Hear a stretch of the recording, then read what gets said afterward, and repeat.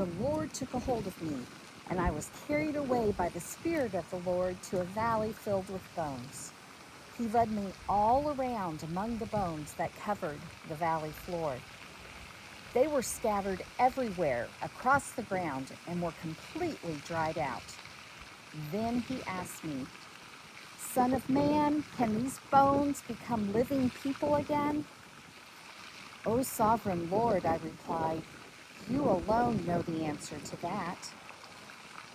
Then he said to me, "Speak a prophetic message to these bones and say, 'Dry bones, listen to the word of the Lord. This is what the sovereign Lord says. Look, I am going to put breath into you and make you live again. I will put flesh and muscles on you and cover you with skin. I will put breath into you and you will come to life. Then you will know that I am the Lord." So I spoke this message just as he told me. Suddenly, as I spoke, there was a rattling noise all across the valley.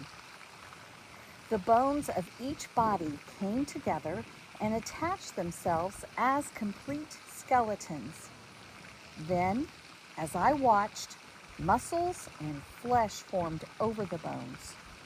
Then skin formed to cover their bodies, but they still had no breath in them. Then he said to me, "Speak a prophetic message to the winds, Son of man. Speak a prophetic message and say, 'This is what the sovereign Lord says.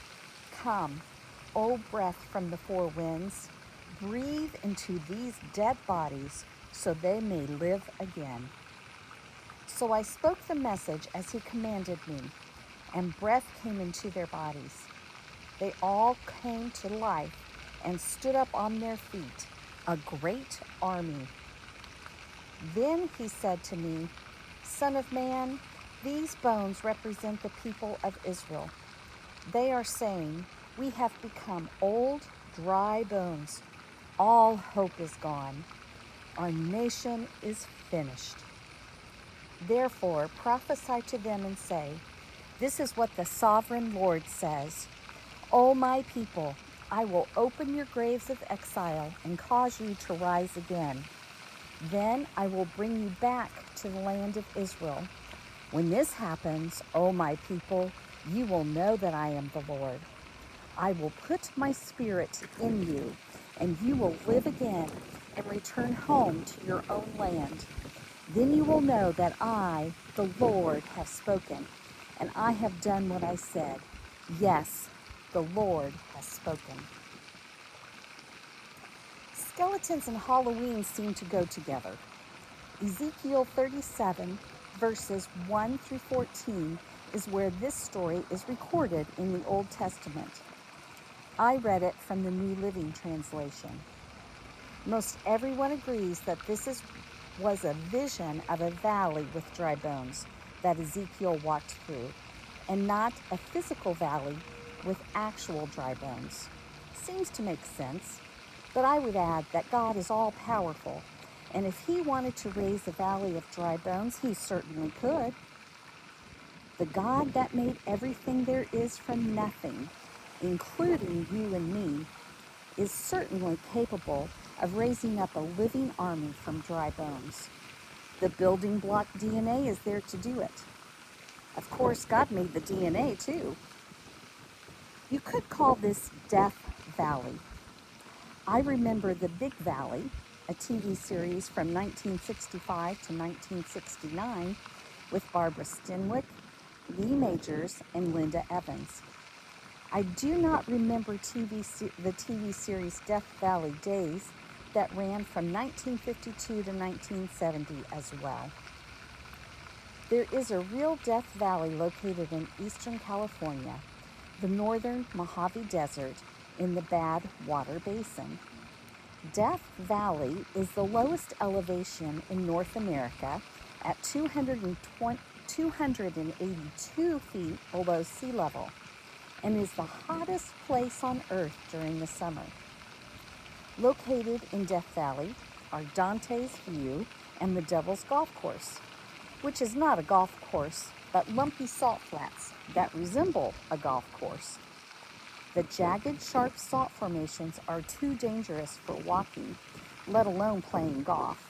And that is why, in 1934, a National Park Service guide said, only the devil could play golf there. The dry bones were people bones and would be dead.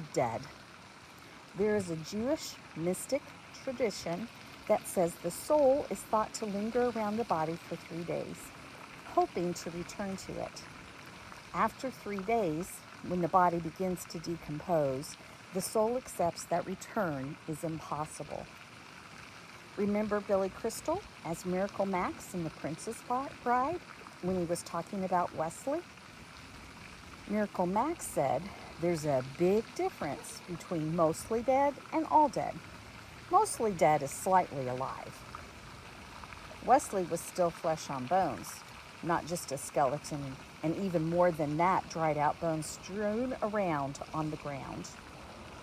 With dead, dried out bones, there is no heart or lungs, so no heart rate or respiratory rate to check for clinical death, and no brain, so way past brain death, more like brain gone.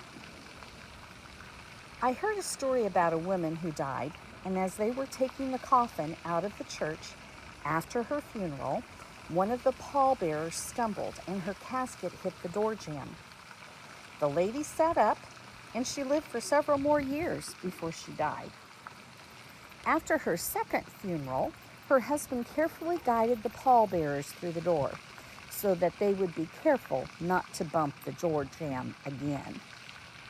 Yes, it's funny. You can laugh. I am also reminded of Lazarus in John 11. He was dead, in the grave for 4 days before Jesus told Lazarus to come out. Lazarus still had the flesh on his bones, so his bones had not dried out. Jesus was in the tomb after his crucifixion and death on Friday until his resurrection on Sunday morning. Jesus was dead. He did not simply swoon. But again, Jesus' bones were not dried out and had flesh on them.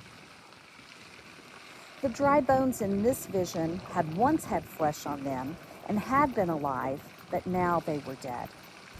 Ezekiel, the priest, would have thought it was disgraceful that the bodies these bones came from had not received a proper burial, leaving their flesh exposed.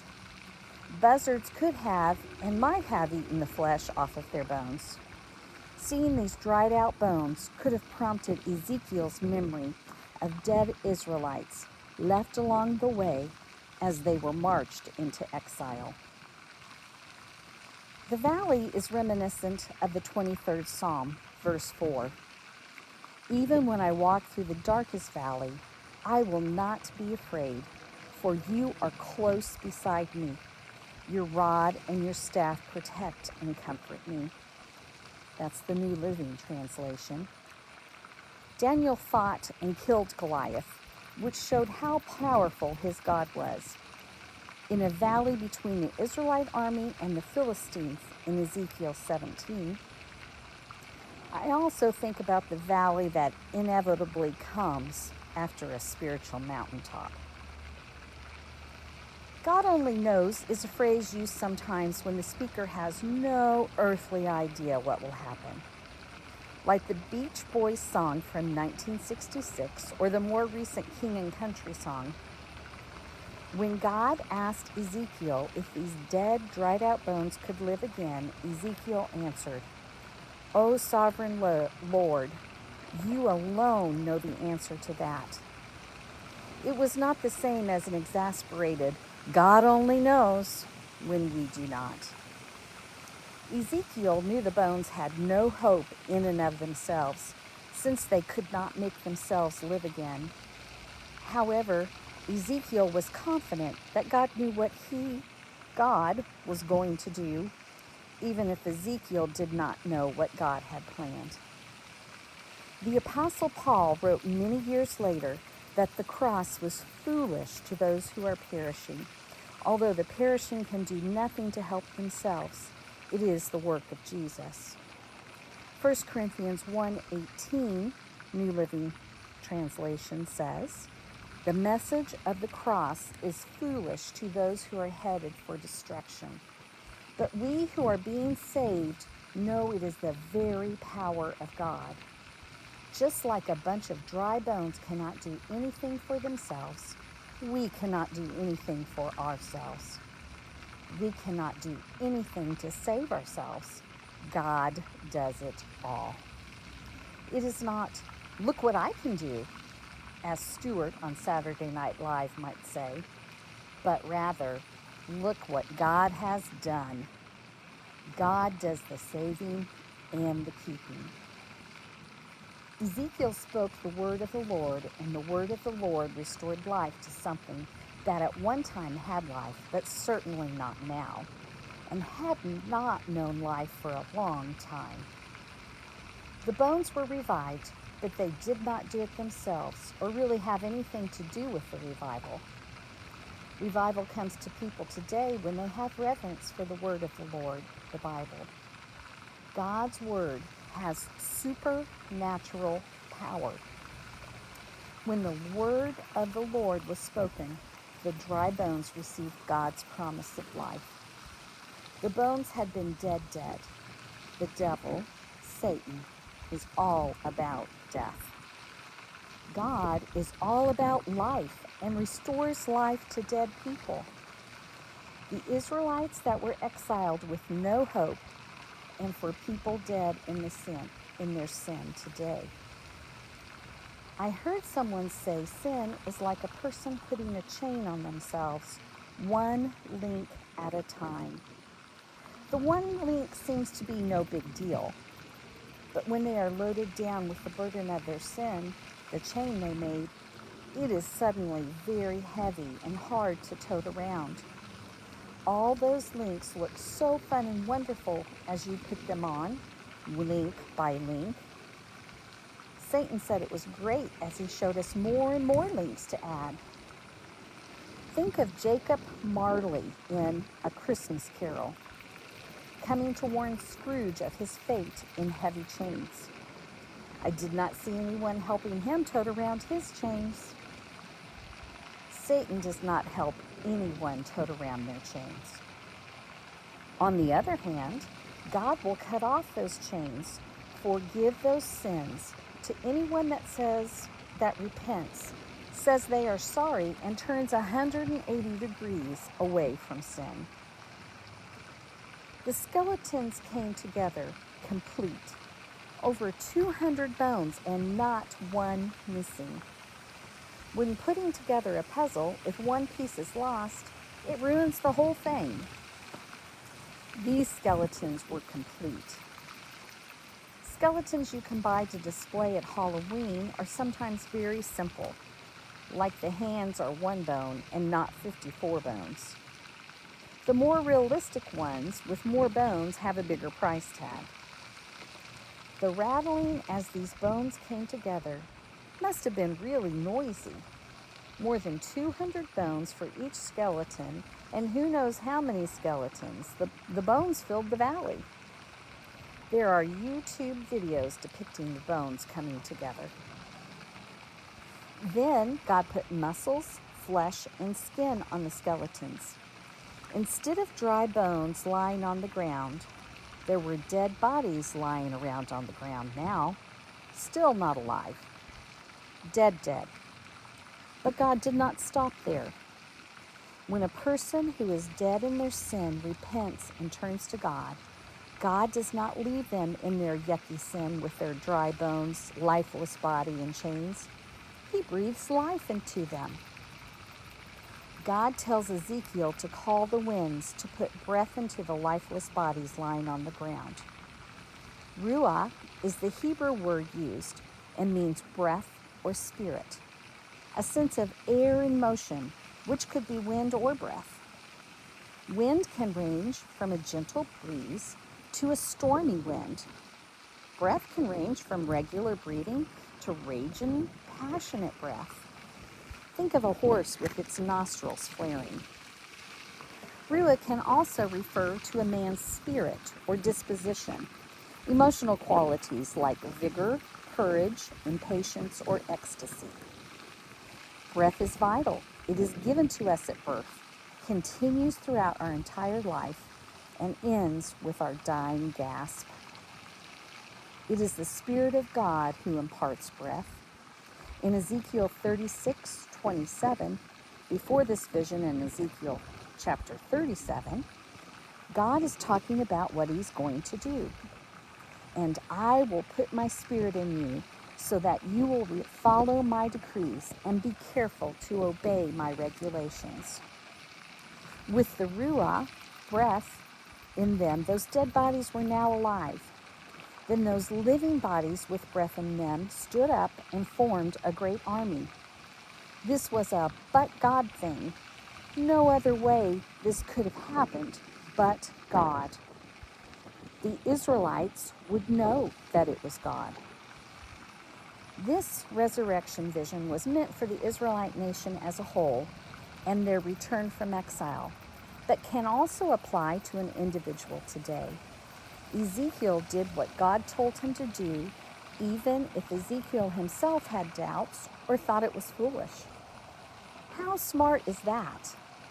I try to remind myself of that when God directs me to do something that I do not know what steps to take or how it is going to turn out. Before I know the plan that God has, if only I will obey and do what he says. Like this YouTube channel, which is a pretty crazy thing, but God has been dealing with me for years to get it going and to continue. Those dead, dried out bones made a rattling noise as they came together. Of course, they could not do it themselves, only God. We cannot make ourselves come together either, only God. However, we need to listen to God, get into his word, and then do what God tells us to do. There is a song by Alice in Chains from 1992, Them Bones. That talks about a big old pile of them bones, but leaves it there. So sad. God can bring those dead bones back together again, and I hope that Jerry Cantrell finds that out. The Delta Rhythm Boys in 1956 had a song, Dry Bones, and sang about Ezekiel and dem dry bones. And now I hear the word of the Lord. They did not sing about flesh and breath coming to those dry bones. God will not leave us a bunch of dead, dry bones or even complete skeletons. God adds flesh, bones, and skin, but then does not leave us a zombie. God breathes life into us, his very breath, so that we can have life, abundant life. John 10:10. The thief's purpose is to steal and kill and destroy. My purpose is to give them a rich and satisfying life.